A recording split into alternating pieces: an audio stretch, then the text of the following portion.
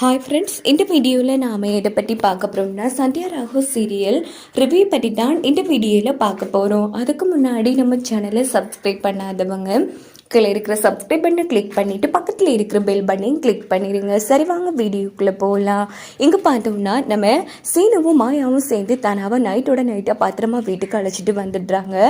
So யாருக்குமே தெரியாமல் நேராக ரூமுக்கு அழைச்சிட்டு போயிடுறாங்க. இங்கே பாரு, இப்படி இங்கே எல்லாரும் நம்பிக்கையும் கெடுத்துட்டே தானா, நாங்கள் எல்லாரும் மேலே எவ்வளோ நம்பிக்கையாக இருந்தோம் தெரியுமா? அப்போ கூட மாயா சொன்னா, ஆனால் நான் மாயா பேச்சை தட்டி கழிச்சேன் தானா, அப்படிப்பட்டவ கிடையாது, அவள் போய் சொல்லவே மாட்டான்னு. ஆனால் நீ எல்லாருக்கும் இப்படி ஒரு துரோகத்தை பண்ணுவேன்னு நாங்கள் கொஞ்சம் கூட எதிர்பார்க்கலைங்கிற மாதிரி சீனு வந்து நம்ம தானா வந்து திட்டிகிட்டு இருக்காங்க. மாமா ப்ளீஸ் மாமா, நீங்கள் நினைக்கிற மாதிரி நான் ஒன்றும் கார்த்திக் சார் கூட தப்பான எண்ணத்தில் போகலை மாமா. நம்ம வீட்டில் பர்த்டே செலிப்ரேட் பண்ணுறது யாருக்குமே பிடிக்காது, அதனால தான் வெளியூரில் போய் பண்ணலான்னு இருந்தேன். கார்த்திக் சார் கூட வெளியூர் போகிறதா இருந்தால் கண்டிப்பாக யாரும் சம்மதிக்க மாட்டாங்க, அதனால தான் இப்படி போய் சொல்லிட்டு போக வேண்டியது ஆயிடுச்சு. மற்றபடி எனக்கும் கார்த்திக் சாருக்கும் இது ஒரு தப்பான எண்ணமும் கிடையாது, ப்ளீஸ் மாயா நம்ப அப்படின்னு சொல்கிறது. சரி, அப்படி ஒரு எண்ணம் கிடையாதுன்னா அதை ஏன் தானா என்கிட்டயாச்சும் நீ சொல்லிட்டு போகலை, அட்லீஸ்ட் என்கிட்ட சொல்லிருக்கலாம்ங்கிற மாதிரி அந்த இடத்துல நம்ம மாயா வந்து கேட்டுட்ருக்காங்க. நான் சொல்லாமல் விட்டது தப்பு தான், நான் இல்லைன்னு சொல்லலை. இப்போ ஒருத்தருக்கு தெரிஞ்சா எங்கள் நீயும் என்ன போகாமல் விட்டுரும் இன்னும் பயத்தில் தான் நான் போகாமல் விட்டேன். இங்கே பாரு, அப்படி கார்த்திக் சார் கூட சேர்ந்து உனக்கு பர்த்டே செலிப்ரேட் பண்ணணும்னு ஆசையாக இருந்தா நானும் சீனும் சேர்ந்தாச்சு ஏற்பாடு பண்ணியிருப்போம். ஏன் பெரியப்பா மனசை கன்வின்ஸ் பண்ணி நானே அவரை சம்மதிக்க வச்சிருப்பேன். இப்படி நீ வெளியில் போய் தங்குனது ஒரு பெரிய பிரச்சனை. இது மட்டும் ப்ரெஸ் டிவி சோஷியல் மீடியான்னு வந்துக்க இன்னும் நம்ம வீட்டில் எத்தனை பணம் விழுந்திருக்குன்னு தெரியுமா? அதை கொஞ்சம் கூட யோசிக்காம நீ இப்படி பண்ணிட்டே மாயா தானாங்கிற மாதிரி மாயாவும் சீனும் கண்ணா பின்னான்னு திட்டிட்டு இருக்காங்க. சரி மாயா, நான் பண்ணது தப்பு தான், நான் இல்லைன்னு சொல்லலை, எல்லாரும் என்ன மன்னிச்சிடுங்க, இனி இந்த தப்பு நடக்காது. சரி, உன்னை நம்புறேன், ஆனால் ஒன்று இங்கே பாரு, மெச் நடக்கலை. நான் சீன் மாமாவுக்கு ஃபோன் போட்டு சொன்னேன், அவர் தான் வந்து என்ன பிக்கப் பண்ணிட்டு வந்தார்.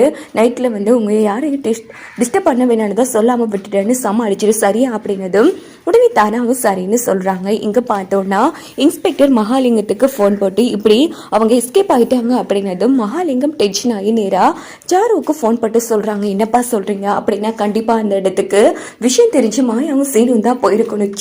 அடிக்கடி நம்ம வழியில் இந்த மாயா குறுக்க வாராப்பா. இப்போ நம்ம அந்த ரகுராம் குடும்பத்தை பழி வாங்குறது முக்கியம் இல்லைப்பா.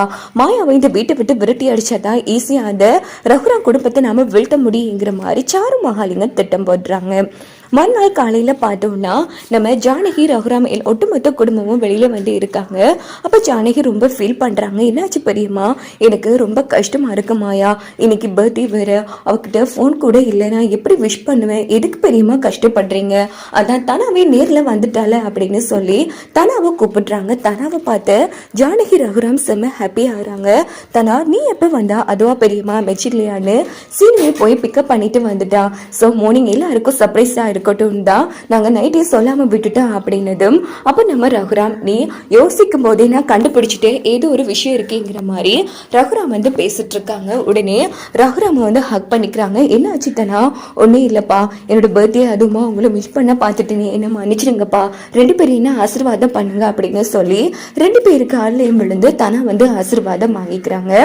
இது பார்த்து சாரு வந்து செம டென்ஷன் ஆகுறாங்க. இன்னொரு பக்கம் மாயா வந்து சாருவை பார்க்குறாங்க.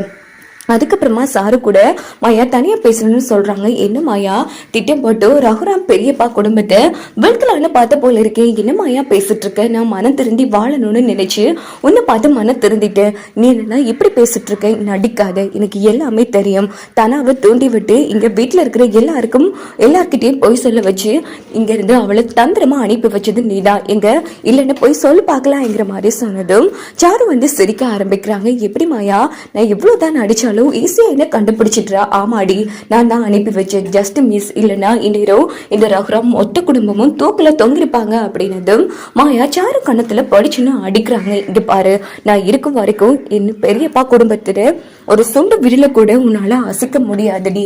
என் குடும்பத்தை தொடணும்னா நீ என்ன தாண்டி தான் தொடணும், அதையும் பார்க்கலாம். எத்தனை நாளைக்கு மாயா நீ காப்பாத்திட்டு இருப்ப? உனக்குன்னு ஒரு வாழ்க்கை வந்தா இந்த வீட்டை விட்டுட்டு போயிடுவில்ல, அப்படி இந்த வீட்டை விட்டு போற மாதிரி தான் எனக்கு வாழ்க்கை அமையும்னா அப்படிப்பட்ட வாழ்க்கை எனக்கு தேவையில்லை, என் பெரியப்பா குடும்பம் தாண்டி முக்கியங்கிற மாதிரி அந்த இடத்துல மாயா நம்ம சாரு கிட்ட சவால் விடுவாங்க. இங்க பார்த்தோம்னா நம்ம சாரு செம்மையா டென்ஷன் ஆகுறாங்க. என்னையா அடிச்சுட்டல, முதல்ல உன்னை இந்த வீட்டை விட்டு அனுப்புறேன்டி, அதுக்கப்புறமா இந்த ரகுராம் குடும்பத்தை வீழ்த்துறேங்கிற மாதிரி சாரு செம காண்டில் இருந்துட்டு இருப்பாங்க நம்ம மாயா மேல. வாங்க வெயிட் பண்ணி